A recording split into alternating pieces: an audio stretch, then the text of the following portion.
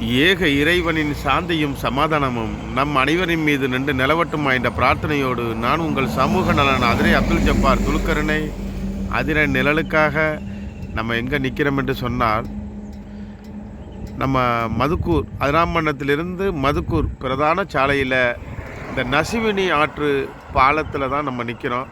இதை நெடுஞ்சாலைத்துறை மிக அழகாகவும் அருமையாகவும் சுத்தம் செய்து கொடுத்தது தான் உங்கள்கிட்ட காட்டுறோம்.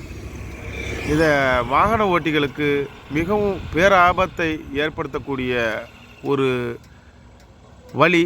ஆனால் இந்த ரெண்டு பக்கமும் காடு மண்டி இருந்ததை தற்போது அவங்க சுத்தம் பண்ணி கொடுத்துருக்கிறத உங்கள்கிட்ட காட்டும்போது மிகுந்த சந்தோஷம் அளிக்குது.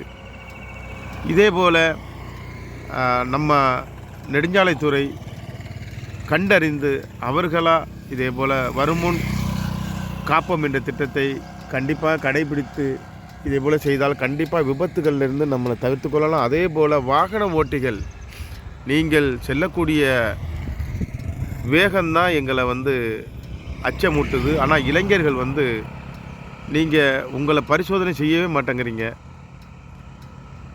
கடந்த 3 நாட்களுக்கு முன்பு ஒரு நிகழ்வை 3 பள்ளி மாணவர்களை அந்த பைக்கில் இருசக்கர வாகனத்தில் செல்லும்போது மிகப்பெரிய விபத்தில் சிக்கி அந்த வீடியோ பார்க்கும்போது மிகுந்த மனவேதனை அடைந்தோம். நம்மளை நம்பி நம்ம தாய் தந்தையர் இருக்கிறாங்க, நம்ம குடும்பம் இருக்குது. வேகத்தில் போய் நீங்கள் என்ன சாதிக்க போகிறீங்கன்னு சிந்தனை பண்ணுங்கள். அதே போல் இந்த சவுண்டு எதற்காக உங்களுக்கு, அதையும் சிந்தனைக்கு எடுத்துக்கொள்ளுங்க. இருக்கக்கூடிய காலம் நம்ம அந்த காலத்தில் மிக சிறப்பாக நம்மளை உருவாக்கி இந்த சமுதாயம் நம்ம போற்றக்கூடியதாக வாழ்வோம் என்ற உறுதி ஏற்போம். எல்லா புகழும் வல்ல இறைவன் ஒருவனுக்கே. பாருங்கள், பறந்து தான் போகிறாங்க. லேசாக யாருமே சாலையை கடக்கிறது இல்லை. அந்த பறந்து போகிறது தான். ஆனால் தேவைக்கு மட்டும் போங்க. தேவையான மட்டும் அந்த அளவை நீங்கள் இன்க்ரீஸ் பண்ணுங்கள். தேவை இல்லை எனில், எமர்ஜென்சி இல்லை எனில் பொறுமையை கடைபிடிங்க.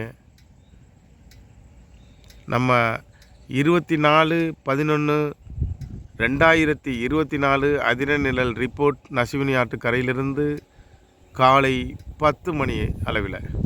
எல்லா புகழும் வல்ல இறைவன் ஒருவனுக்கே. இந்த இடமெல்லாம் தெரியவே தெரியாது. அப்படி இருந்துச்சு. இந்த தருணத்தில் நெடுஞ்சாலைத்துறைக்கு மிகுந்த நன்றியினை தெரிவித்துக்கொள்ள கடமைப்பட்டுள்ளவனாக, நம்ம ஊர் நம்ம கடமை.